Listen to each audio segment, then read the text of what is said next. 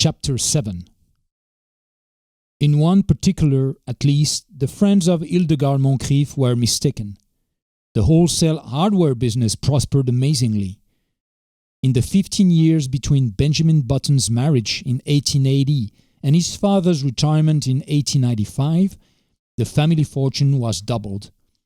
And this was due largely to the younger member of the firm.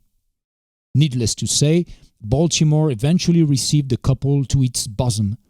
Even old General Moncrief became reconciled to his son-in-law when Benjamin gave him the money to bring out his History of the Civil War in 20 volumes, which had been refused by 9 prominent publishers.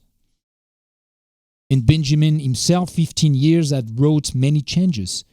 It seemed to him that the blood flowed with new vigor through his vein. It began to be a pleasure to rise in the morning, to walk with an active step along the busy, sunny street, to work untiringly with his shipments of hammers and his cargoes of nails. It was in 1890 that he executed his famous business coup. He brought up the suggestion that all nails used in nailing up the boxes in which nails are shipped are the property of the shippee, a proposal which became a statute, was approved by Chief Justice Fossile and saved Roger Button and Company, Wholesale Hardware, more than 600 nails every year. In addition, Benjamin discovered that he was becoming more and more attracted by the gay side of life. It was typical of his growing enthusiasm for pleasure that he was the first man in the city of Baltimore to own and run an automobile. Meeting him on the street, his contemporaries would stare enviously at the picture he made of health and vitality. "He seems to grow younger every year," they would remark. And if old Roger Button, now 65 years old, had failed at first to give a proper welcome to his son, he atoned at last by bestowing on him what amounted to adulation. And here we come to an unpleasant subject, which it will be well to pass over as quickly as possible. There was only one thing that worried Benjamin Button. His wife had ceased to attract him. At that time, Hildegard was a woman of 35, with a son, Roscoe, 14 years old. In the early days of their marriage, Benjamin had worshipped her. But as the years passed, her honey-colored hair became an unexciting brown. The blue enamel of her eyes assumed the aspect of cheap crockery.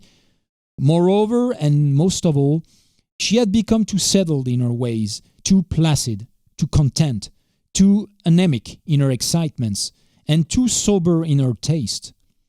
As a bride, it had been she who had dragged Benjamin to dances and dinners.